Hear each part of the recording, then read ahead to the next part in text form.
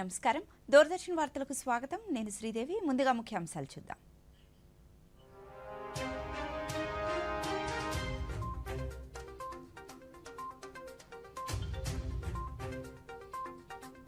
రాష్ట్రంలో ముగిసిన 10వ విడత సాగర్ పరిక్రమ కార్యక్రమం ఒడిశాలోని గోపాల్పురాకు వెళ్లిన కేంద్ర మత్స్యశాఖ మంత్రి ఇండియన్ కోస్ట్ గార్డ్ వీరాలో దూరదర్శన్తో ప్రత్యేకంగా మాట్లాడిన పరుషోత్తం రూపాల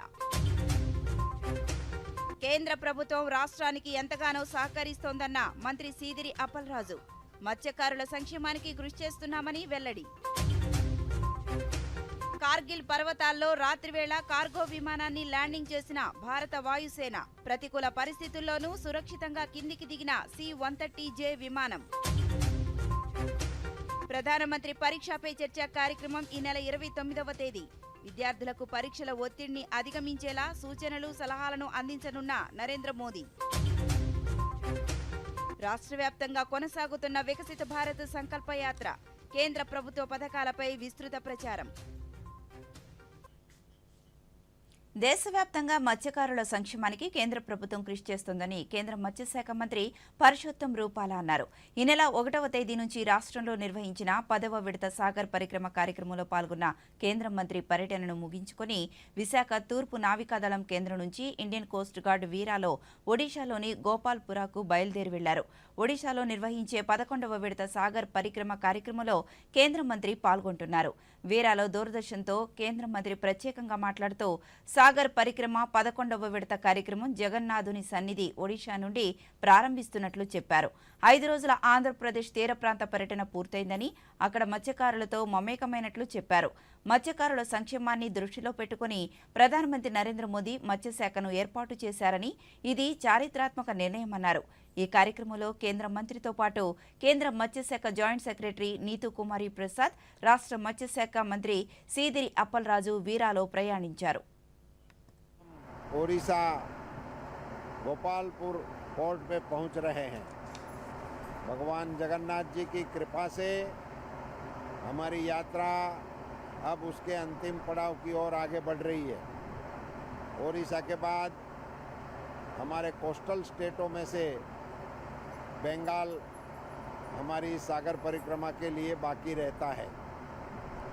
आज हमारे साथ आंध्र प्रदेश के फिशरीज मिनिस्टर हमको विशाखापट्टनम से गोपालपुर तक साथ में हमको छोड़ने के लिए आए हैं और इस तरह हमारी आज यात्रा ओडिशा की धरती पर उतरने वाली है। सागर परिक्रमा कार्यक्रम के जरिए प्रधानमंत्री मोदी जी ने मछुआरे समाज के लिए, फिशरीज सेक्टर के लिए जो महत्वपूर्ण निर्णय लिए हैं, जो मछुआरे समाज के उत्थान के लिए ऐतिहासिक कदम उठाए हैं, उन सारी चीज़ों को हम साझा करते हैं और मछुआरे समाज को अवेयरनेस करने का काम करते हैं। भारत सरकार की योजनाएं राज्यों में और किस प्रकार से लागू हो रही है, हमारी इकोसिस्टम में फिशरीज सेक्टर के इंफ्रास्ट्रक्चर का क्या स्टेटस है, क्या सुविधाएं हैं, क्या गैप्स हैं, उन सारी चीज़ों को बहुत ही अच्छी तरह से ये सागर परिक्रमा के जरिए हम जोड़ रहे हैं। और सबसे महत्वपूर्ण बात यह है कि प्रधानमंत्री श्री नरेंद्र मोदी जी ने जो किसान क्रेडिट कार्ड जैसी सुविधा देश के सभी मछुआरे समाज के लिए उपलब्ध कराई है, उनको लोगों को पहुंचाने के लिए जिला के तंत्र को सेंसिटाइज करने का भी इस यात्रा के दौरान हम प्रयास कर रहे हैं। धन्यवाद। ఆంధ్రప్రదేశ్లో సాగర్ పరిక్రమ కార్యక్రమాన్ని పూర్తి చేసుకున్న కేంద్ర మత్స్యశాఖ మంత్రి పరుషోత్తం రూపాలతో రాష్ట్ర మత్స్యశాఖ మంత్రి Seediri Appalaraju Indian coast guard వీరాలో ప్రయాణించారు. ఈ సందర్భంగా మంత్రి దూరదర్శన్తో ప్రత్యేకంగా మాట్లాడుతూ కేంద్ర ప్రభుత్వం రాష్ట్రానికి ఎంతగానో సహకరిస్తోందన్నారు. మత్స్యకారుల సంక్షేమానికి కృషి చేస్తున్నామని వెల్లడించారు.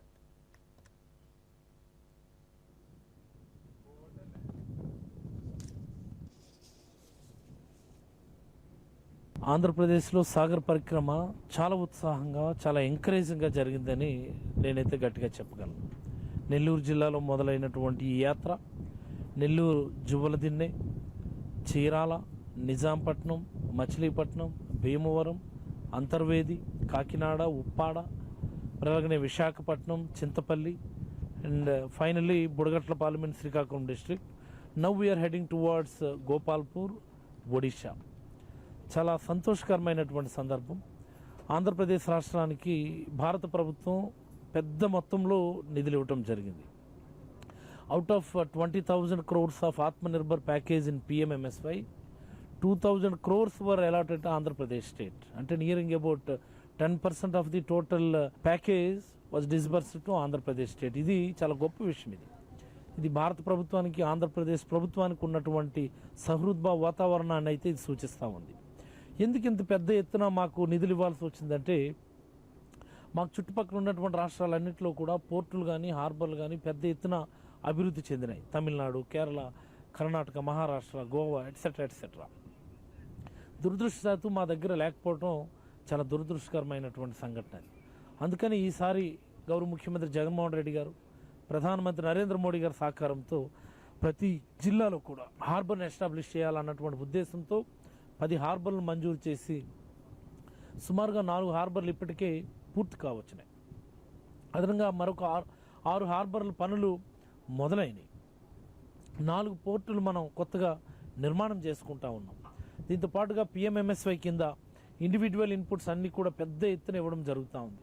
డొమెస్టిక్ మార్కెటింగ్ కోసం పెద్ద ఎత్తున రిటైల్ మార్కెట్స్ ఇవ్వడం జరుగుతూ ఉంది. ఇది నిజంగా ఈ 5 సంవత్సరాల కాలం మత్స్యకారుల జీవన ప్రమాణాలు, జీవనోపాధి పెంచడానికి చాలా గొప్ప సందర్భమని, ఇది ఒక స్వర్ణయుగమని అయితే నేనైతే అభిప్రాయపడుతూ భారత ప్రభుత్వానికి ప్రత్యేకంగా కృతజ్ఞతలు తెలియజేస్తూ, ప్రజా సంక్షేమమే లక్ష్యంగా రాష్ట్ర ముఖ్యమంత్రి వైఎస్ జగన్మోహన్ రెడ్డి గత 4.5 ఏళ్లలో అర్హులైన ప్రతి ఒక్కరికి సంక్షేమ ఫలాలుగా 2,68,000 కోట్ల రూపాయలను నేరుగా లబ్ధిదారుల ఖాతాల్లోకి బదిలీ చేసినట్లు రాష్ట్ర బీసీ సంక్షేమ సమాచార పౌర సంబంధాల శాఖ మంత్రి చెల్లుబోయిన శ్రీనివాస వేణుగోపాలకృష్ణ పేర్కొన్నారు. తూర్పుగోదావరి జిల్లా కడియం మండలం కడియంలో పెన్షన్ పంపిణీ కార్యక్రమంలో మంత్రి పాల్గొన్నారు. ఈ సందర్భంగా మాట్లాడుతూ జగన్మోహన్ రెడ్డి ఇచ్చిన వాగ్దానం మేరకు 3,000 వరకు అర్హులైన లబ్ధిదారులందరికీ ఎంతో ఆర్థిక ప్రయోజనాన్ని అందిస్తున్నారని పేర్కొన్నారు. విద్యా కానుక, విద్యా కిట్లు వస్తున్నాయి. 1వ తారీఖున ఉదయమే పెన్షన్ వస్తుంది. ఇవన్నీ ఫలాలు.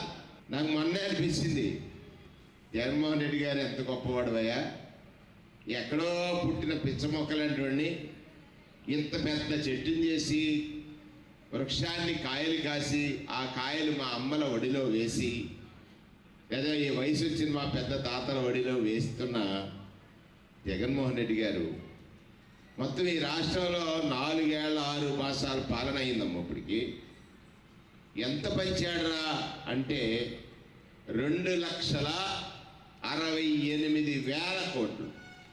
2,68,000 కోట్లు.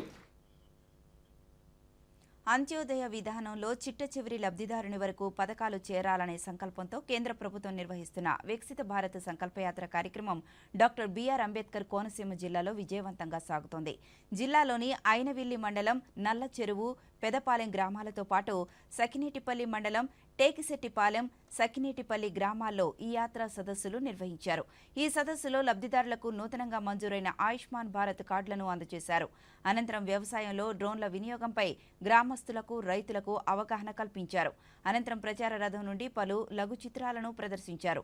ఈ సందర్భంగా లబ్ధిదారులు మాట్లాడుతూ కేంద్ర ప్రభుత్వ పథకాలు తమ జీవన ప్రమాణాలు ఎంతో మెరుగుపడ్డాయని తెలిపారు.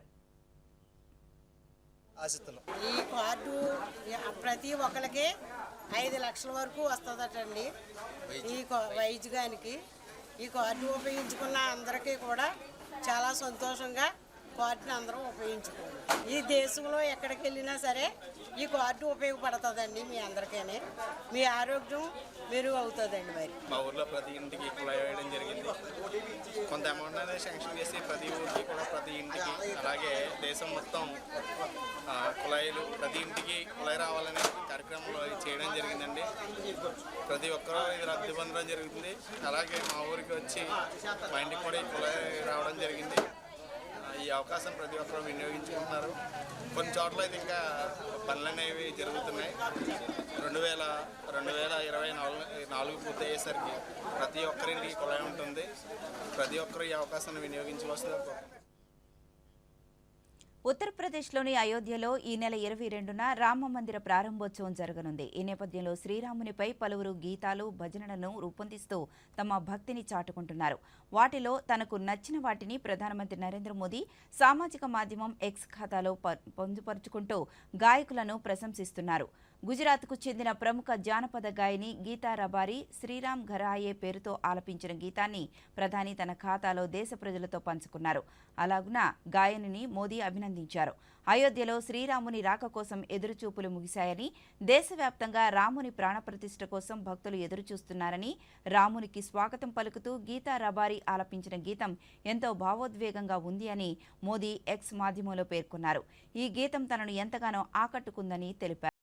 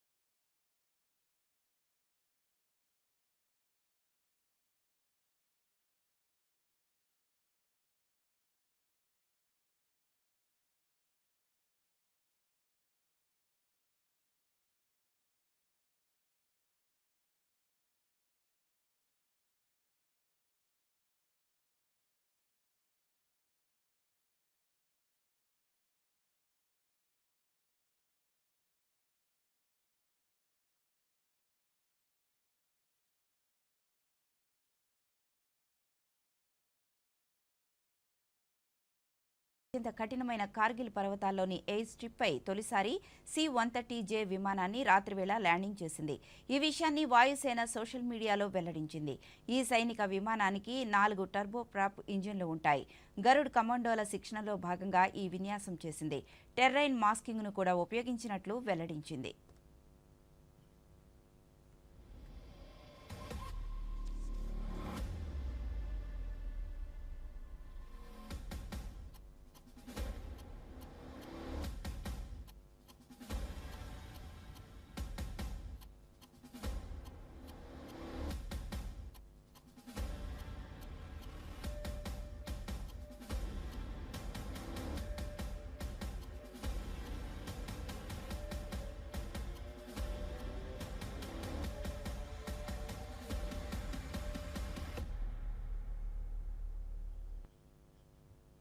ప్రధానమంత్రి నరేంద్ర మోదీ దేశవ్యాప్తంగా విద్యార్థుల్లో పరీక్షల సమయంలో ఎదురయ్యే ఒత్తిడిని అధిగమించి వారు పరీక్షలకు సన్నద్ధమయ్యేలా కార్యోన్ముఖులను చేసేందుకు ప్రతి ఏటా పరీక్షల ముందు నిర్వహించే పరీక్షా పే చర్చ 2024 కార్యక్రమాన్ని ఈ నెల 29వ తేదీన నిర్వహించనున్నారు.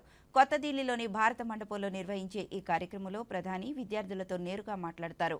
ఈ కార్యక్రమంలో విద్యార్థులు, తల్లిదండ్రులు, ఉపాధ్యాయులు పాల్గొనేలా విద్యాశాఖ ఏర్పాట్లు చేస్తోంది.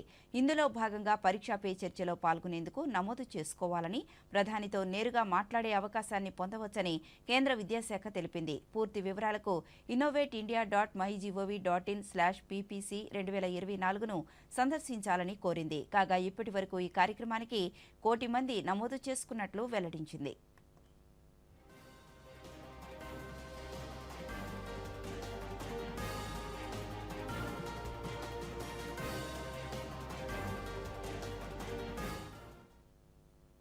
ఇప్పుడు కాసేపు ప్రకటనలో.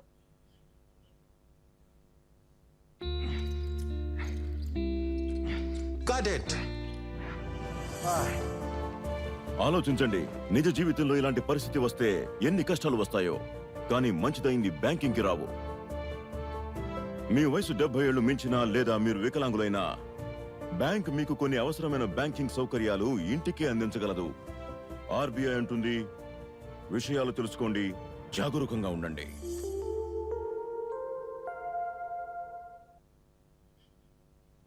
Welcome back. దేశ ప్రజలు ఎంతో కాలంగా ఎదురు చూస్తున్న అయోధ్య రామాలయంలో శ్రీరాముని విగ్రహ ప్రాణ ప్రతిష్ఠ ఈ నెల 22వ తేదీన జరగనుంది.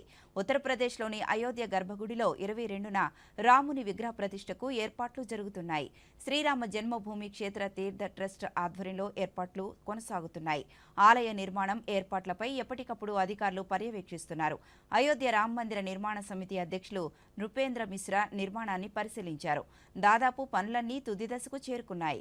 మరోవైపు అయోధ్య రాముని ధ్వజస్తంభం, ఇతర సామగ్రి అయోధ్యకు చేరుకుంటున్నాయి. దేశవ్యాప్తంగా ఇంటింటికి అక్షింతల పంపిణీ కొనసాగుతోంది.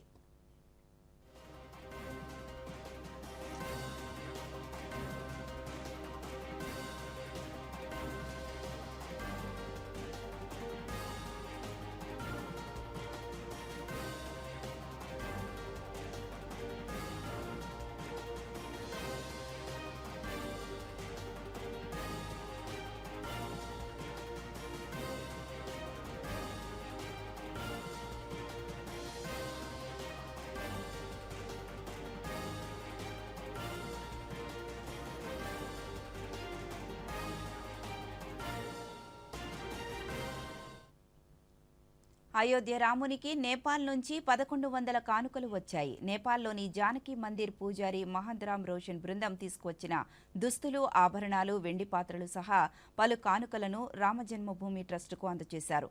సీతాదేవి పుట్టిన ప్రదేశమని ప్రజలు నమ్ముతున్న నేపాల్లోని జనక్పూర్ నుంచి ఈ కానుకలను తెచ్చారు. ఇందులో చీరలు, ధోవతి, మంచం, టేబుల్, కుర్చీ, స్టవ్ వంటి వస్తువులతో పాటు పలు రకాల మిఠాయిలు ఉన్నాయి. నేపాల్ నుంచి అయోధ్య రామాలయానికి ఇప్పటికే శాలిగ్రామ రాయి, పవిత్ర జలం కూడా చేరాయి. ఈ నెల 22న జరిగే ప్రాణప్రతిష్ఠ వేడుకలో పాల్గొనాలని జానకి మందిర్, పశుపతినాథ్ ఆలయ పూజారులు సహా నేపాల్ సాధువులకు రామజన్మభూమి ట్రస్ట్ ఆహ్వానం పంపింది.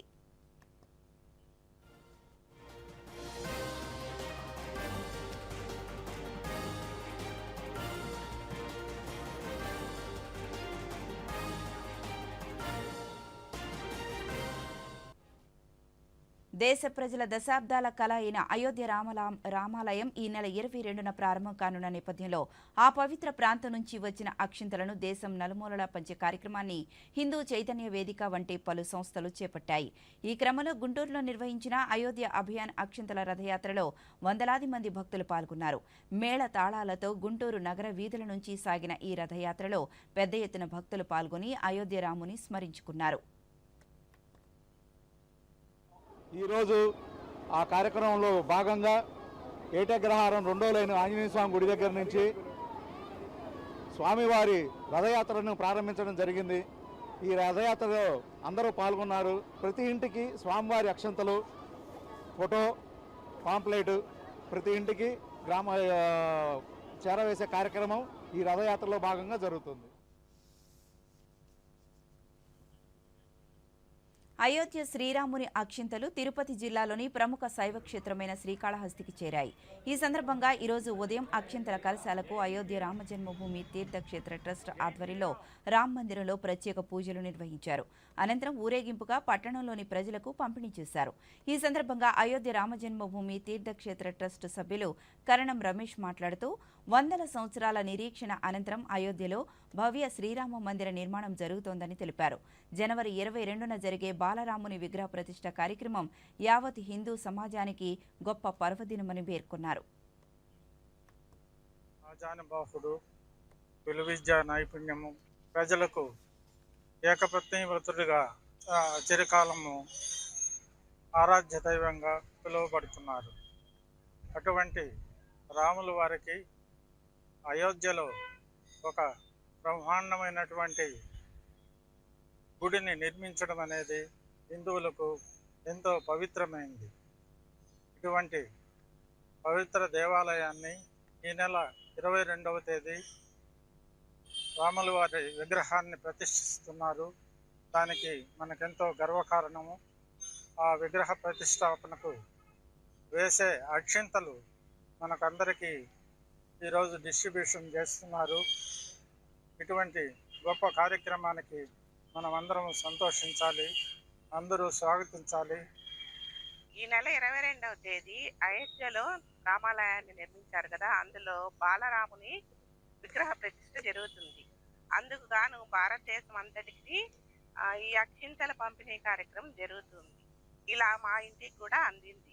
మేము రాముల వారి ఆశీస్సులు లభించినట్టు మాకు అయోధ్యలో ఈ నెల 22వ తేదీ బాలరాముని ఆలయ ప్రాణ ప్రతిష్ఠ చేస్తున్నాం కాబట్టి ఈ అక్షింతలను మనం పంచడమైనది. కేంద్ర ప్రభుత్వ పథకాలపై దేశ ప్రజలకు మరింత చేరువ చేసే లక్ష్యంతో వికసిత భారత సంకల్పయాత్ర జరుగుతోంది. వైఎస్ఆర్ జిల్లాలో 5 మండలాల పరిధిలో 10 గ్రామాలలో యాత్రా సభలను నిర్వహించారు. సింహాద్రిపురం మండలం లోమడ గ్రామంలో ఈరోజు జరిగిన యాత్రలో ఎల్ఈడీ స్క్రీన్ల ద్వారా పథకాల ప్రయోజనాలను అధికారులు గ్రామస్తులకు వివరించారు. డ్రోన్ల టెక్నాలజీతో పంటపై పురుగుల మందు పిచికారీ విధానాన్ని రైతుల సమక్షంలో ప్రదర్శించారు. ఈ సందర్భంగా లబ్ధిదారులు మాట్లాడుతూ కేంద్ర ప్రభుత్వ పథకాల ద్వారా తమ జీవన ప్రమాణాలు మెరుగుపడ్డాయన్నారు.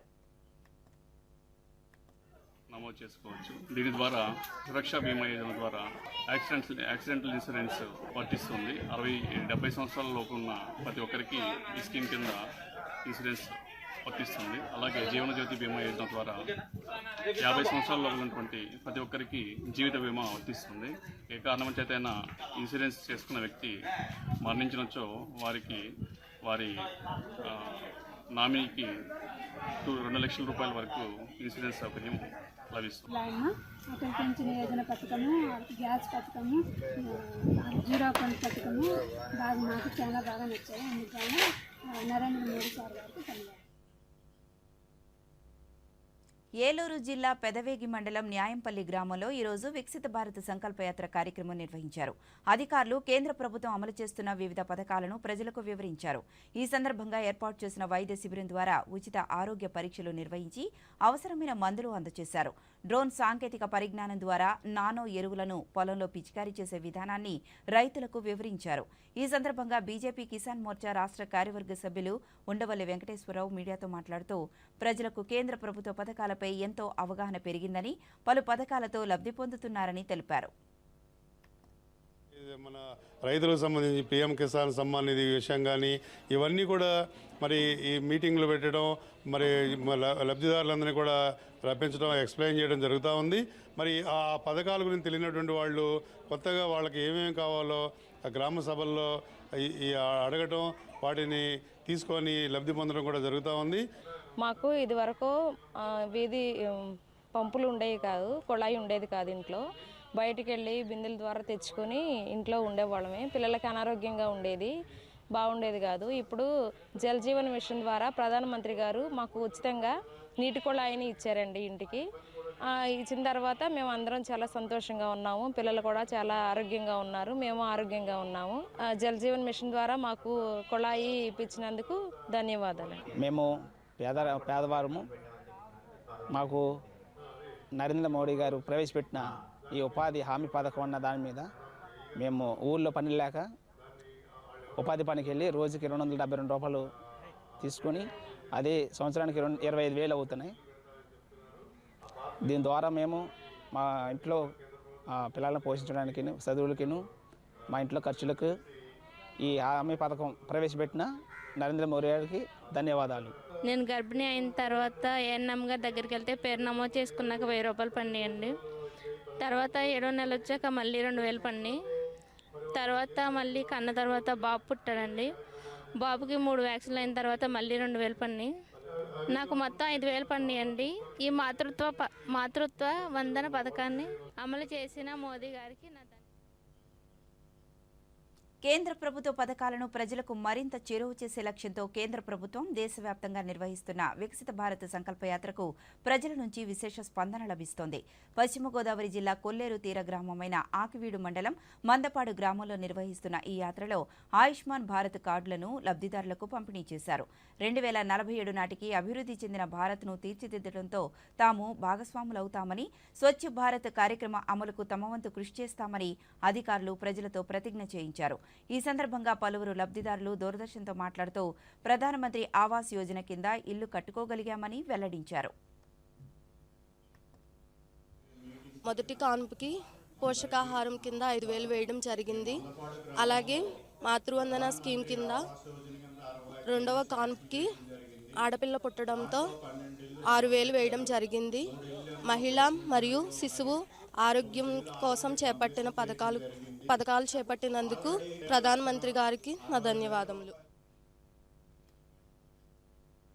రాష్ట్రంలో అధికారంలోకి వచ్చిన నాటి నుండి ముఖ్యమంత్రి వైఎస్ జగన్మోహన్ రెడ్డి నిరుద్యోగులకు జాబ్ క్యాలెండర్ విడుదల చేస్తామని విడుదల చేయకుండా మోసం చేస్తున్నారని బీజేపీ యువమోర్చా రాష్ట్ర అధ్యక్షులు మిట్టా వంశీకృష్ణ పేర్కొన్నారు.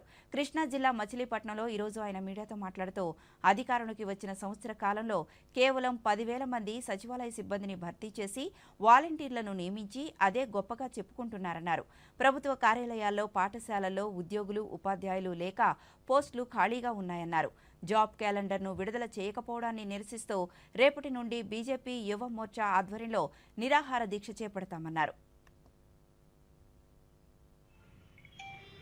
26 జిల్లాల నుంచి భారతీయ జనతా యువ మోర్చా నాయకులందరూ కూడా ఈ మచిలీపట్నం రావడం జరిగింది. రాష్ట్రాన్ని విషయానికి వస్తే జగన్మోహన్ రెడ్డి గారి పాలన ఎలా ఉంది అంటే అప్పట్లో చంద్రబాబు నాయుడు గారి పాలన, ఇప్పుడు జగన్మోహన్ రెడ్డి గారి పాలన. అదేదో బావిలో నుంచి చెరువులో పడినట్టు ఈరోజు రాష్ట్ర పరిస్థితి, నిరుద్యోగుల పరిస్థితి ఉంది. బాబు ఏది మా జాబు అని చెప్పి అప్పుడు కూడా భారతీయ జనతా యువ మోర్చా పోరాటం చేయడం జరిగింది.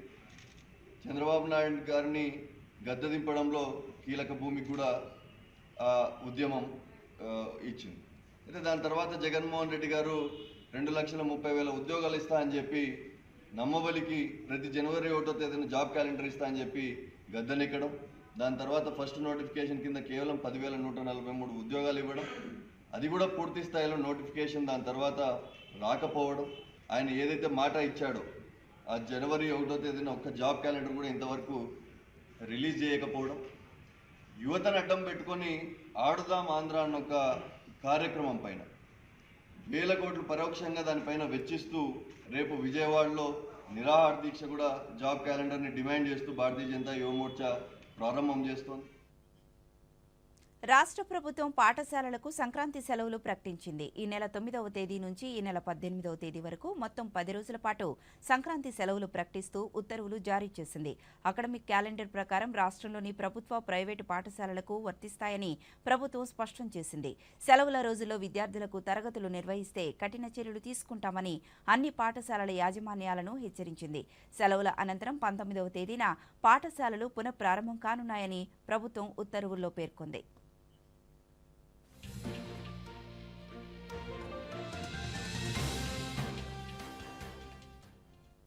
కేంద్ర ఎన్నికల సంఘం రేపటి నుంచి రాష్ట్రంలో పర్యటించనుంది. కేంద్ర ప్రధాన ఎన్నికల కమిషనర్ నేతృత్వంలో 2 సభ్యుల బృందం రాష్ట్రంలో పర్యటించనుంది.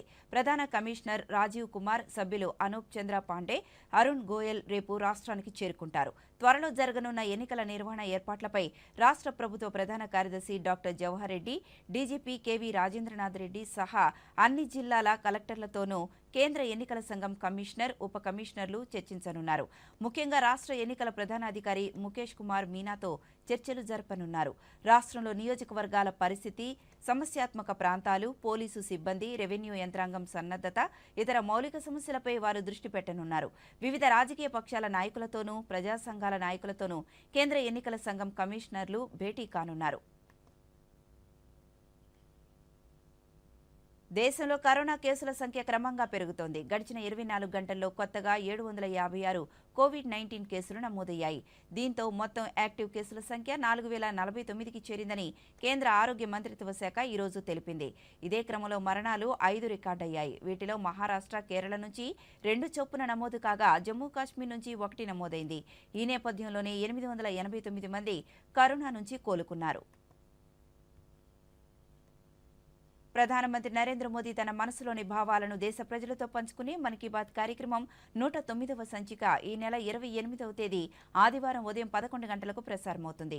ప్రజలు తమ అభిప్రాయాలను నమో యాప్ ద్వారా కానీ, స్వర సందేశాలనైతే 1800 నెంబర్కు ఈ నెల 26వ తేదీలోగా పంపవచ్చు. అలాగే www.mygov.in వెబ్సైట్ ద్వారా కానీ 1922 నంబర్కు మిస్డ్ కాల్ ఇవ్వడం ద్వారా తిరిగి మన మొబైల్కు వచ్చే సంక్షిప్త సందేశంలోని లింక్ ద్వారా కూడా అభిప్రాయాలను తెలియజేయవచ్చు. ఆకాశవాణి సమన్వయంతో దూరదర్శన్ ఛానళ్లు మన్ కీ బాత్ కార్యక్రమాన్ని ప్రసారం చేస్తాయి. ఈ కార్యక్రమ తెలుగు అనువాదం వెనువెంటనే దూరదర్శన్ సప్తగిరిలో ప్రసారమవుతుంది.